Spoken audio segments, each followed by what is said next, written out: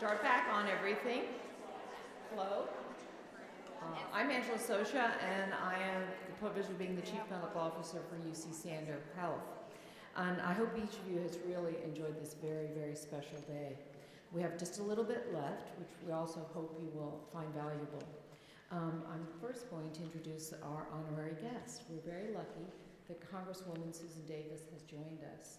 She represents the California 53rd Congressional District in the U.S. House of Representatives. Her interest in public affairs and service grew out of her experiences as a social worker, parent, youth mentor, and military spouse. Through these life experiences, she developed an understanding of deep commitment to the improving of community and our country. She attended public school in Northern California, graduated from the University of California, she's a UC, at Berkeley with a degree in sociology. So every time you wonder, like when my daughter got a degree in sociology, are you ever gonna have a job? Yes, you can have a job and you can give back a lot with a degree in sociology. All right, after college, she worked with at-risk youth in Israel and worked on kibbutz. She returned to the U.S. and pursued her career, or academic training, in a master's degree in social work at the University of North Carolina. Married, her husband Steve was military and stationed in Japan for his military service. So she and her sons, she has the sons, I have the daughters. Jeff and Ben went to Japan for a period of time, but very fortunately for us, the Davis family decided to relocate and settle in San Diego in 1972. So she's a long-standing San Diego resident. And she and Steve, her spouse, have lived in the same house since 1972, which is pretty amazing. I don't know how many remodels they've had. Maybe she'll tell us. Anyway, she's also a proud grandmother of Henry, Jane, and Theo. So, Representative Davis, would you like to come up?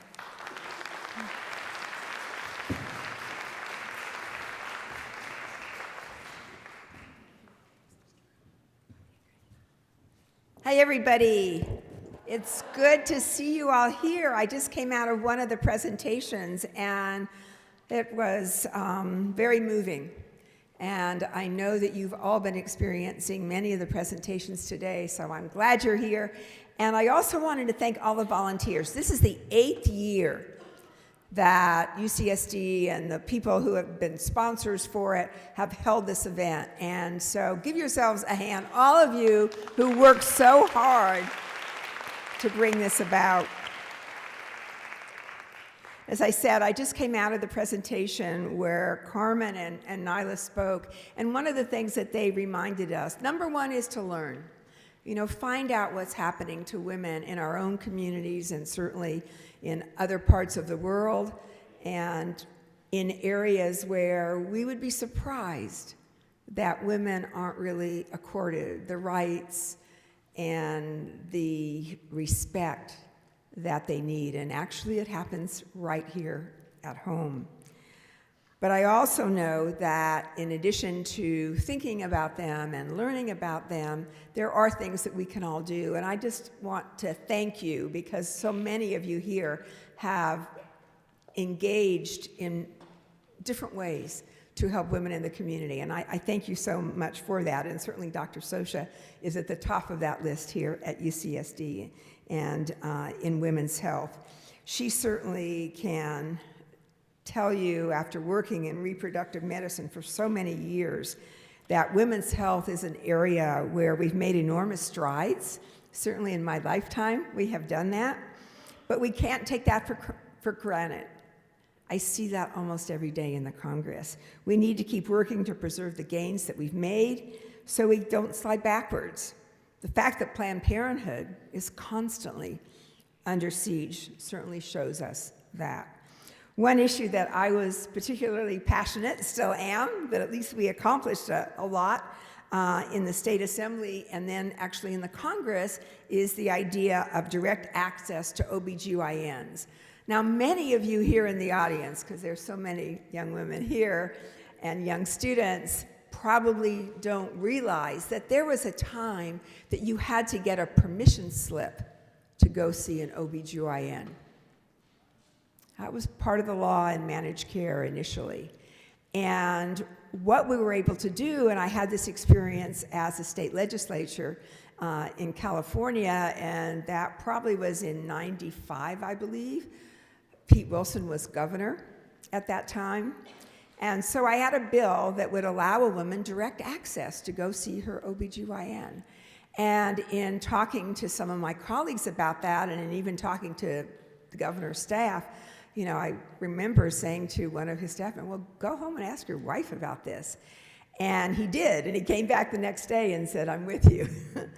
I also went to one of the senators, and I showed him the bill that we were working on, and he looked at it and he said, what do you mean that they can go see their OBGYN basically at will? They don't have to get a permission slip. They don't have to go through some bureaucratic rigmarole to do that. And I kind of looked at him and I said, do you really think we do that just because we want to? That did it for him. He ended up being very supportive of the bill, and today we just take it for granted. So it really is one of those things, I think, that for some time we might think something's impossible, and then it becomes inevitable. We hope that happens with just about everything that we try to do. I also wanted to mention very briefly that I've had the pleasure of working with women as part of the Democracy Partnership Group in the Congress. And what we do is to take what we know about working in partnerships and also in democracy, and we always tell people that democracy is a work in progress. We all know that. Just like our own lives are a work in progress. And there we meet with so many young women and older women, middle-aged women, who have, through a tremendous amount of grit and really spirit and strength, got to where they are in a very male-dominated world. And it's just a pleasure to sit around the table with them and to talk. And one of the things we find out, of course, is how much we really do have in common. They always feel that they've had to struggle to make their voices heard. And that's true. That's true for many of us, I think. And that's why we have to keep striving and working, and sometimes just taking those risks. I heard a woman speak this morning who talked about, sometimes it's good when things are just a little scary. But then we know we're coming out of our comfort zone and we're doing something that's going to be very important. I appreciate the fact that you are all here, that you're concerned about how we work best together, especially in our world today where I think you would agree with me, we don't always see the kind of civility that we would like. Women have a way of bringing that together. When there's a tough issue and people are having problems getting through it, when we can sometimes pull one another out of the room, we usually feel that we can make it happen. Thank you all for being here, and I look forward to Dr. Scioscia's remarks.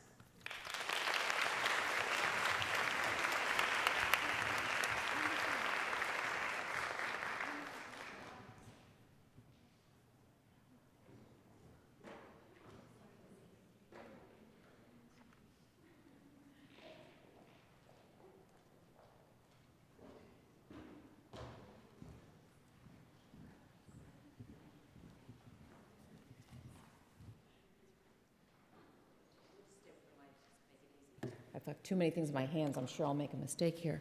So I actually have the opportunity to give some closing remarks. Sally is really going to be the closer, though, with all the raffle gifts. And I don't know if you appreciate it. Sally and I work with each other every day. She is the medication safety officer for the health system. And what she does every day is protect our patients. And we thank her for her incredible service. So we work together a lot, and it's really fun. So anyway, they've asked me to share a little bit about my personal journey and some of the lessons and experiences I've had along the way, and I have truly been blessed with an incredible life, and a lot of people along the way have helped me. So it started, I grew up in Pittsburgh, and I had a very traditional family. 4 siblings, 2 brothers, 2 sisters, a stay-at-home mom, and a father who happened to be a physician in private practice OBGYN. Private practice is sort of going away, but this was a guy who loved his work. It was in Pittsburgh's kind of a blue-collar city, hardworking folks, and he really helped me a lot because he, I think, instilled in me, and I saw an example of someone who loved their work. He worked very hard, but he also knew that his work brought value. And I firmly believe that work, when you believe your work has value, is a work of joy. And it's very important, whatever you do, and all of us contribute, particularly in healthcare at every level, brings value to the patient. Whether you're the person who sends the bill, makes the appointment, cleans the OR, or does the surgery, it's value. And so work should be, we spend a lot of time in work. And so it should be something that we get joy out of and we feel very good about. So I really thank him for that gift of showing me that work can be a great, fulfilling thing, not a burden at all. It was a traditional house. The boys did the garbage and cut the grass. The girls set the table and did the dishes. And that's sort of the roles were pretty like that, and we moved along. I went to high school, and I think that I never thought about medicine. Now, it's odd, because I started making rounds with my father on the weekend at the age of 7. I was in a hospital. I would go in. I even remember old-fashioned days where they had like plug-in phone things to connect you to the room, and I'd sit with a telephone operator down there while he was making rounds on his patients back and forth. I can tell you my niece now periodically did that. She's now 30-some, and you were allowed to have kids in the hospital a little more loosely at that time. And so I was exposed to it. I started working in the office when I was, I think, 13, actually, checking patients in and out. So I spent many hours in a call room while he was delivering babies and all kinds of stuff. So I saw him, but it never occurred to me, honestly, as I was growing up, that I would be a doctor. I mean, I even remember very distinctly in high school as a sophomore at the graduation sort of ceremony, there's a really amazing woman who was going to Princeton, and they said she's going to go to medical school. That's her dream. And I thought, who's she kidding? I actually had that reaction, like, who's she kidding? She's going to go to medical school? We don't do that. And so I ended up going to college. That's the next step, right? And I went to the University of Virginia. Interesting, I was the second class of undergraduate women accepted to that university. This is a public university, but it had been a traditional men's college. There were graduate schools for women. There were women in nursing and teaching and all kinds of graduate professions, but the undergraduate class really was, had been males. Kind of interesting, many people don't know that, and it's not that long ago, it was 1972, so the first class of entry women was 71. Got there, and truly it was academically, I never felt the gender difference. Socially, it was kind of interesting, though. There were no bathrooms for, like, it was just the opposite of what we there were really very few bathrooms for women. And there were like 4 guys to every woman. That was kind of fun, actually. And so you were a novelty on campus, but it was really a great experience, and I loved it there. I also realized that I liked doing science, but I loved working with people. That was sort of what gave me my kicks. And, I did volunteer work and stuff, and I realized, what was I going to do next? And it became so clear, do medicine. Medicine's really good. You can care for people. You can use your science brain. You have a, career that brings value. You always have a job. That sounded pretty good. And so I made the choice to go to medical school, and it was a great fit. I have never looked back. And I've watched medicine change quite a bit over time, but it truly is a wonderful gift to be able to care for others. And so when I entered medical school, about 28.9%, if you want to be exact, of us were women. The rest were men. Now I can tell you that our current undergraduate class of medical students here is about 49%. Women and males. So it's about 50-50. And that is true actually around the nation. Those are the kinds of numbers that you will have. I went to the University of Pennsylvania, a wonderful school, fabulous education. I had faculty that were female, but they were very much in the right disciplines. They were in internal medicine, they were in pediatrics. There was not a single female surgeon on faculty. And despite a great experience, actually I had my first experience where I felt gender in a professional way, not good. I remember the surgical team I was on, and it was truly one surgical team, but it left an imprint. And one of the things was, are you going to make us all dinner? And they're like, is that going to get you a good grade by making us all dinner? I'm like, no, and I didn't make them dinner, I will tell you that. I also was groped kind of in the OR, inappropriate rubbing back and forth, and what do you do when you're gowned up? And that was really weird. It's the only time it's ever happened, I will say that. I was lucky. But I remember it. I then went into OBGYN, so it's 1980. I went up the coast a little bit. I kept moving up this East Coast, and I ended up in Yale, New Haven, and had a fantastic experience. I, for the first time, saw a lot of women who were either in private practice, who were part of the faculty, residents, fellows. My class of residents by fluke were 5 women, 1 guy. The year behind that was just the opposite. It was guys and 1 girl, or woman, whatever you want. And we really, it was nice to see that. It felt a lot more balanced. Interestingly now, in fact, this week on one of our blogs in OBGYN, the topic was, is there a role for men in OBGYN? That is how much it has dramatically changed in a fairly short order. And there are so many women in the field of OBGYN gravitating towards it.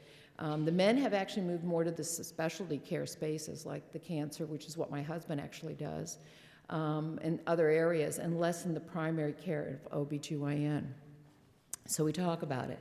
While I was there, I happened to be the chief resident the 4th year, and we had a team of about 22 residents when you actually looked who was able to do on the services. And we worked about 100 hours a week, and it was good work. Believe me, it was great work. I was glad for it. But we found out, I was the administrative chief, I had to set up everybody's schedule, and we found out 3 people were pregnant.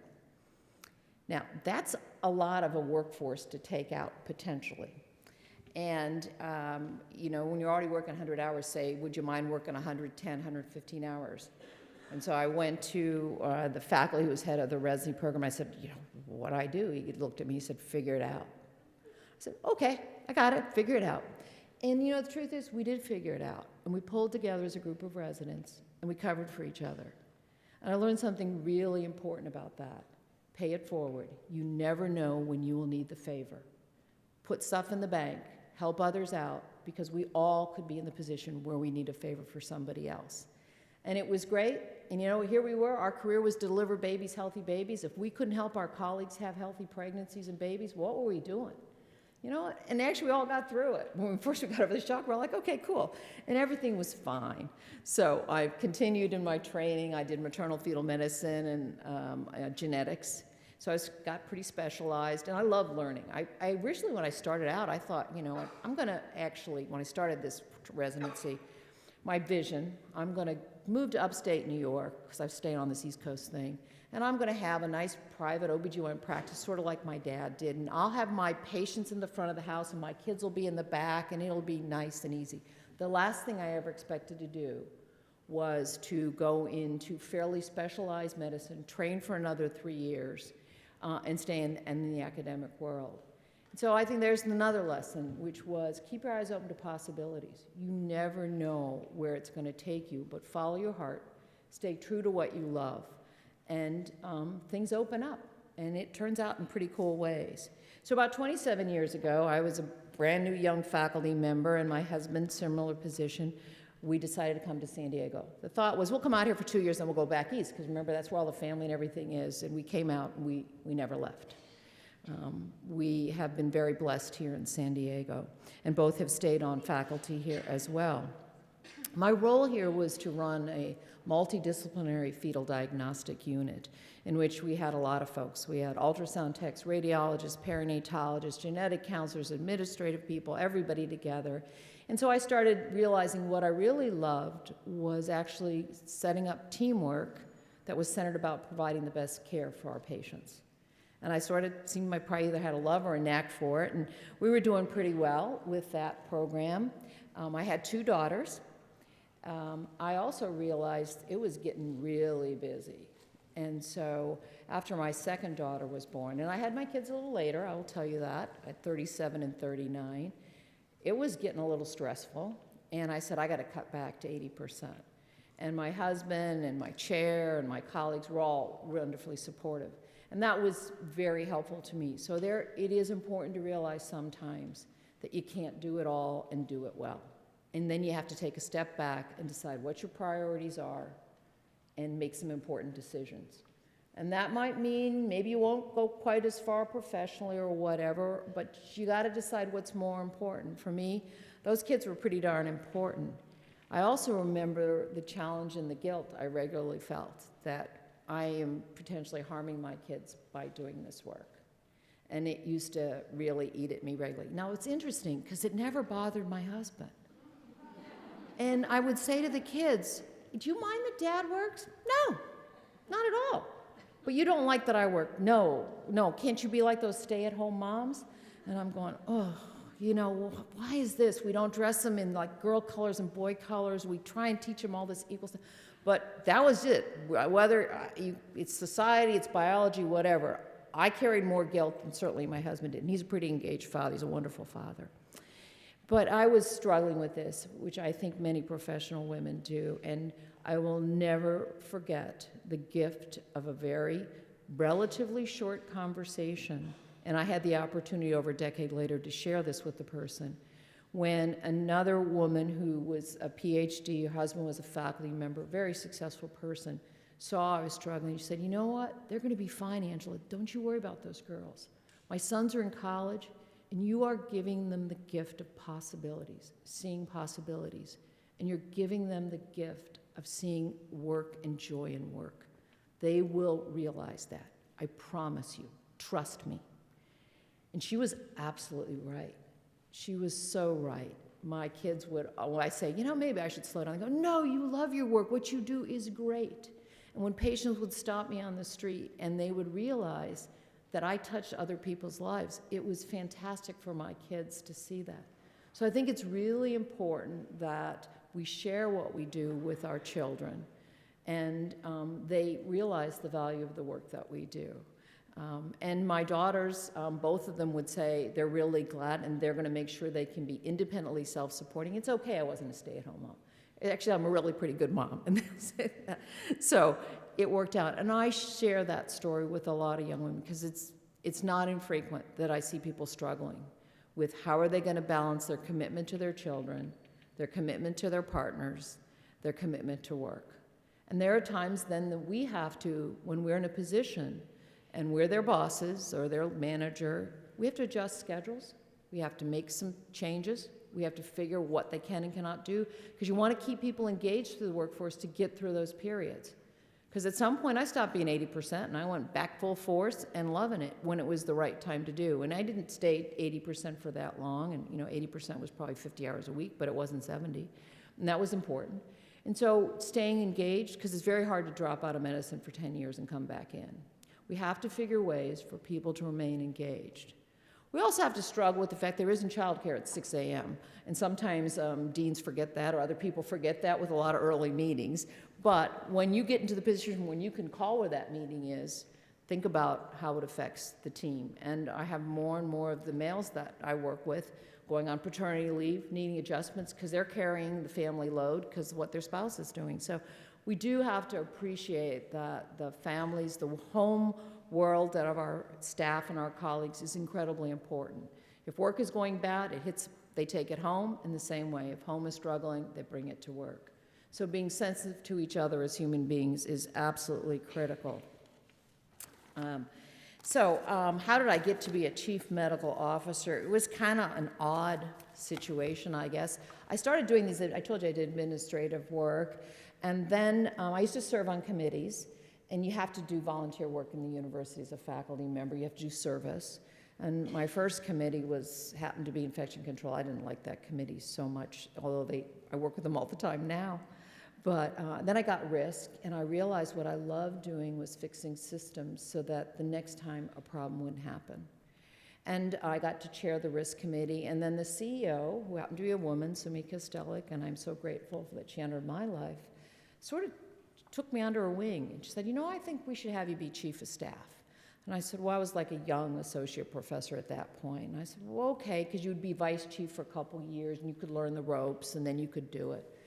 And so I took it, and within 3 weeks, the chief of staff quit. And I went, oh, great. So suddenly, I was the chief of the medical staff. And the meetings I had to chair were all the chairs at the School of Medicine, all of whom were male, all of them 15 to 20 years older. And I'm like, Sumi, I can't do this. She goes, yes, you can, and I'm right behind you. Don't worry about it. So having somebody who believes in you and can tell you and give you the confidence to reach your potential is incredibly valuable. And you never know when you're going to be the mentor or the support person that's going to whisper that word that allows somebody to go forward and achieve something that they, at the time, didn't realize they had the capacity to do that. So I am very grateful for the folks along the way.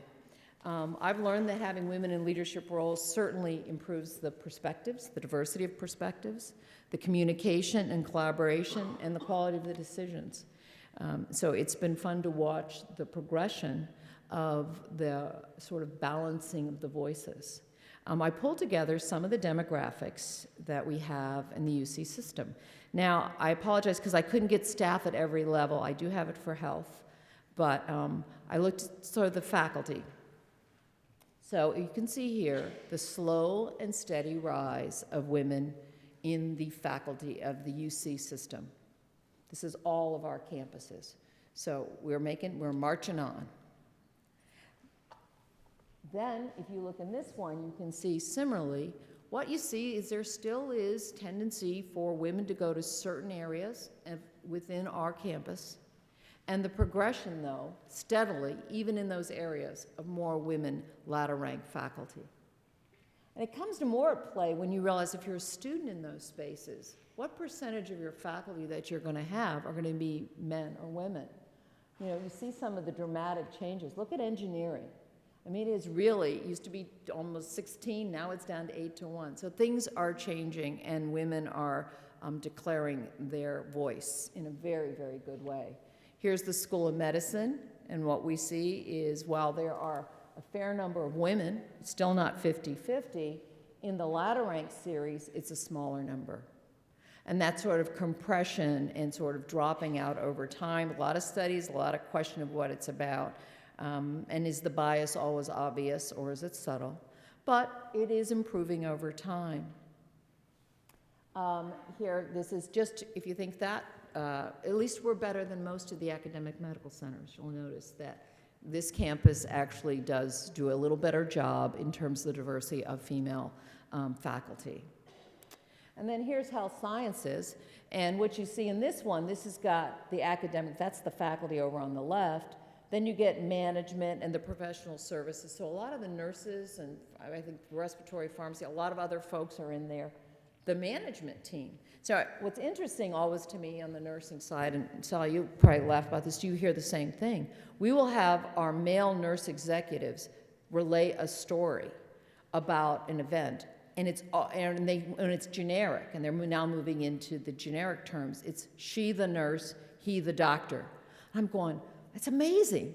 You're a male nurse at a very influential position, but you now always use she when you're describing a nurse, and you always use the he when you're describing a doctor's role.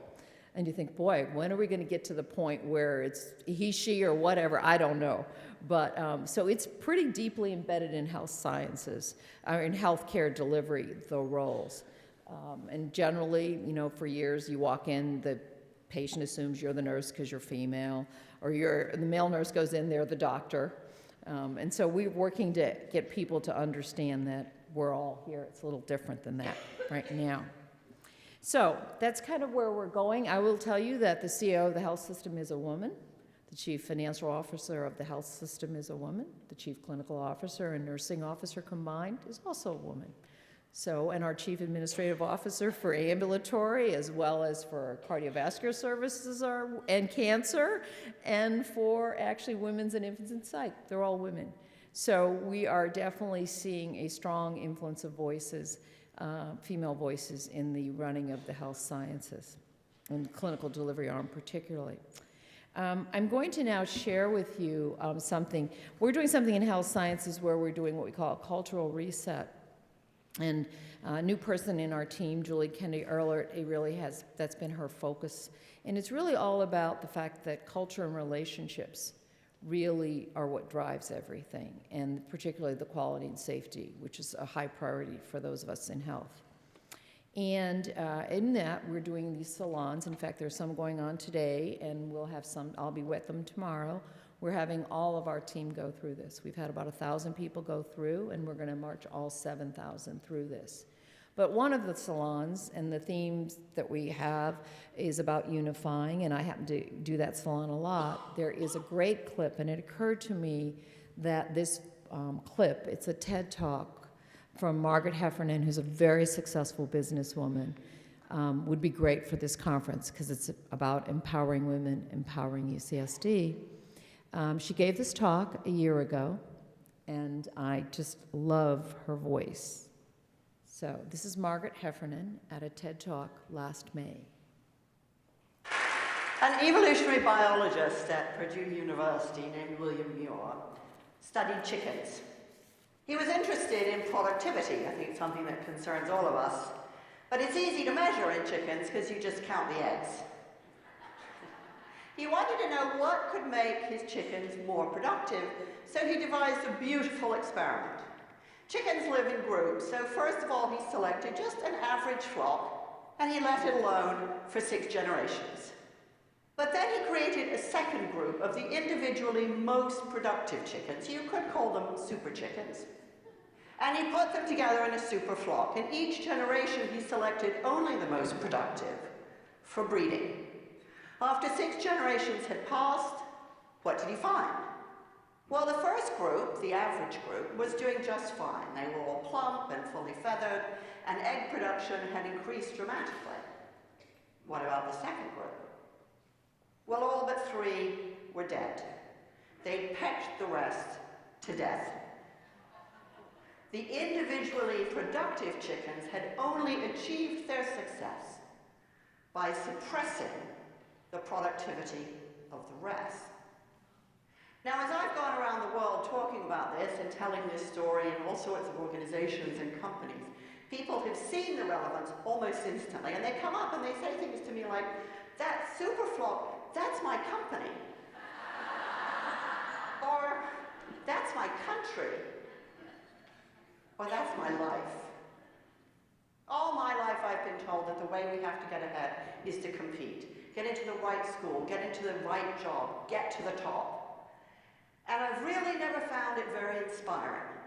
I've started and run businesses because invention is a joy, and because working alongside brilliant, creative people is its own reward. And I've never really felt very motivated by pecking orders or by super chickens or by superstars. But for the past 50 years, we've run most organizations and some societies along the super chicken model.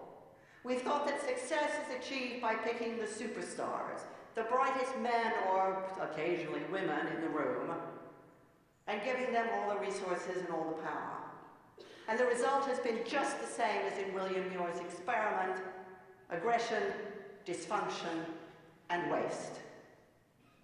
If the only way the most productive can be successful is by suppressing the productivity of the rest, then we badly need to find a better way to work and a richer way to live.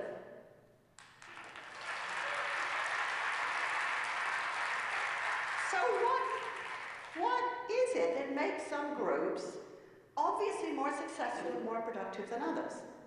Well, that's the question the team at MIT took to research. They brought in hundreds of volunteers, they put them into groups, and they gave them very hard problems to solve. And what happened was exactly what you'd expect, that some groups were very much more successful than others.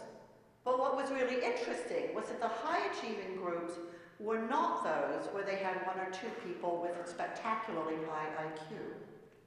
Nor were the most successful groups the ones that had the highest aggregate IQ.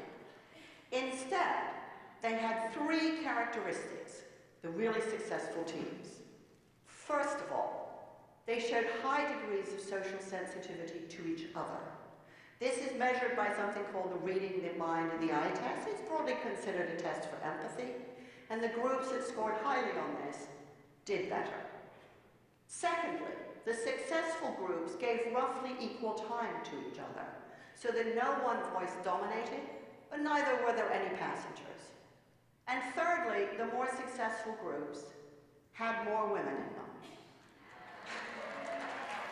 Now, Was this because women typically score more highly on the reading the mind and the eye test, so you're getting a doubling down on the empathy quotient?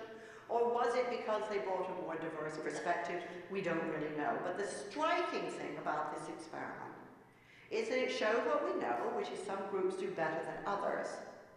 But what's key to that is their social connectedness to each other.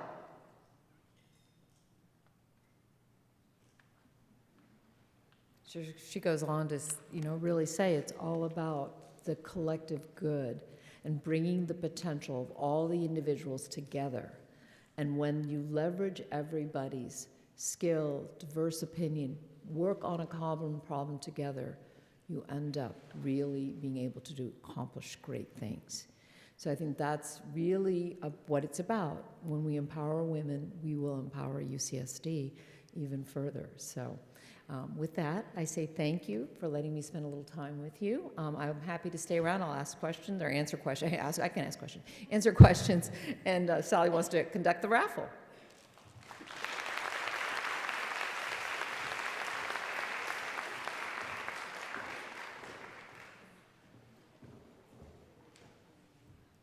Thank you so much, Dr. Scioscia. Hopefully you all enjoyed those closing remarks. And I love working at UCSD for many reasons, and one of them is that I have really great female role models in the workplace, so she's definitely one of them.